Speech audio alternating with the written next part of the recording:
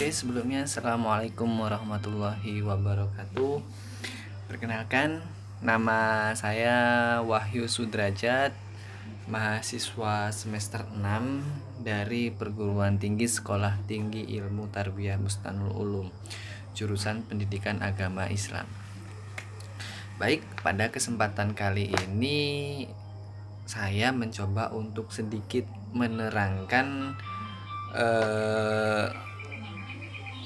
ada beberapa poin di tentang manajemen Taman Pendidikan Al-Qur'an.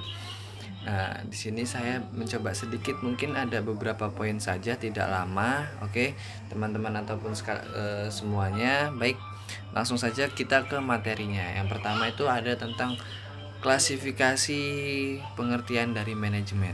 Oke, buat klasifikasi sendiri itu ada tiga poin. Yang pertama itu manajemen sebagai proses, yang kedua manajemen sebagai kolektivitas manusia, yang ketiga manajemen sebagai suatu seni. Oke, yang pertama ya teman-teman semuanya, manajemen sebagai suatu proses, yaitu sebuah sebuah cara untuk menggapai sebuah tujuan ataupun menggapai sebuah hasil yang baik, yang kita inginkan, yang maksimal. Nah, di situ manajemen diperlukan karena memang adanya proses ataupun cara yang tertata, terstruktur dengan sistem yang baik dan berjalan dengan baik. Yang kedua itu manajemen sebagai suatu kolektivitas manusia, yaitu sebagai sarana bekerja sama dari kumpulan beberapa orang, karena manajemen sendiri itu tidak terdiri dari satu orang. Manajemen itu bisa terdiri dari 2, 3 sampai 5 atau 6 orang dengan saling bekerja sama, saling bahu-membahu untuk menggapai sebuah hasil yang maksimal, hasil yang baik, dan mungkin bisa lebih efektif gitu, hasil yang optimal karena adanya kerjasama secara kolektivitas. Nah, yang ketiga itu tadi seni, manajemen sebagai suatu seni. Dalam mencapai ataupun dalam melaksanakan prakteknya di lapangan, kita perlu ilmu. Salah satunya itu dengan cara berseni. Seni di sini dalam artian bagaimana kita menyampaikan, bagaimana kita mengimplementasikan dalam kehidupan kita, dalam mengatur jalannya manajemen tersebut, agar antara staff dengan staff, ataupun dengan antara atasan dengan bawahan, ataupun antara satu orang dengan satu orang lainnya, ini bisa saling sinkron dan saling bekerja sama dengan baik, agar tidak terjadi kesalahpahaman dan kesalahan yang begitu fatal. Nah, buat selanjutnya itu tentang ada beberapa materi lagi. Yang pertama itu tentang manajemen sebagai ilmu pengetahuan. Nah, dalam melaksanakan organisasi ataupun lembaga, dalam lembaga resmi maupun non resmi atau formal ataupun informal atau non formal, perlu adanya sebuah ilmu pengetahuan, di mana itu akan menunjang kita menjadi pribadi yang lebih baik lagi dalam menyampaikan, dan bisa dikatakan untuk model kita ke depannya agar bisa lebih cerah lagi, lebih baik, menjadi insan yang lebih produktif lagi. Nah, di sini seninya di sini bukan seni ya, tapi lebih pada ilmu pengetahuan. Manajemennya kita perlu perdalam lagi agar dalam penyampaian implementasinya kita bisa berjalan sesuai prosedur, sesuai dengan tatanan yang ada. Nah, selanjutnya itu manajemen sebagai suatu sistem. Nah, dalam organisasi ataupun dalam lembaga baik formal non formal itu pasti ada sistem.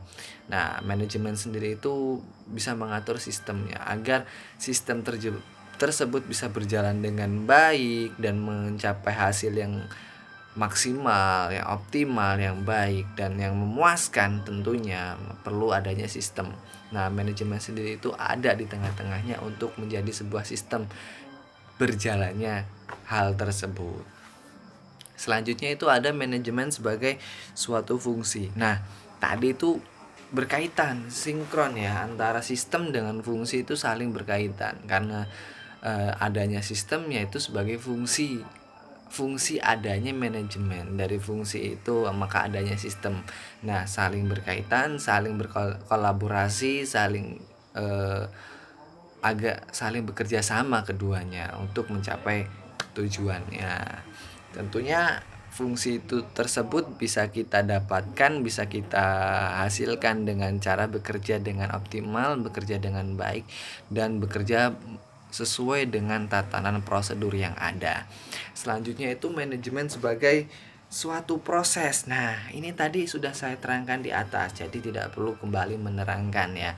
Sudah jelas adanya manajemen tersebut yaitu sebagai proses kita mencapai suatu tujuan agar lebih baik lagi dan mencapai hasil yang lebih optimal. Nah, selanjutnya juga masih ada 2 poin lagi teman-teman. Yang selanjutnya ini manajemen sebagai suatu profesi. Nah, siapa sih yang dimaksud dengan profesi dalam manajemen itu sendiri? Yaitu bisa dikatakan sebagai manajer ataupun pimpinan. Nah, di sini menjadi sebuah hak seorang yang sangat berpengaruh dan sangat vital adanya manajer ataupun adanya pimpinan untuk mengelola tatanannya ada agar bisa tetap stabil, berjalan dengan prosedur yang sudah ditetapkan, bisa sesuai dengan sistem yang kita atur, yang kita rencanakan, nah yang kita terapkan dalam kehidupan kita. Nah, selanjutnya itu manajemen sebagai kumpulan orang. Nah, manajemen sebagai kumpulan orang itu sendiri tadi sangat berkaitan dengan manajemen sebagai kolektivitas manusia. Keduanya itu sama, karena kolektivitas manusia itu sendiri adalah kumpulan-kumpulan dari orang-orang yang saling bekerja sama bahu-membahu untuk mencapai tujuan yang sama. Oke, mungkin itu dulu penjelasan yang bisa saya sampaikan. Kurang dan lebihnya saya mohon maaf. Karena memang keterbatasan pemahaman saya, makanya saya hanya bisa memberikan itu saja. Terima kasih untuk Bapak dosen yang telah membimbing saya. Terima kasih juga buat teman-teman semuanya. Saya akhiri, wallahu muwaffiq ila aqwamit thoriq. Wassalamualaikum warahmatullahi wabarakatuh.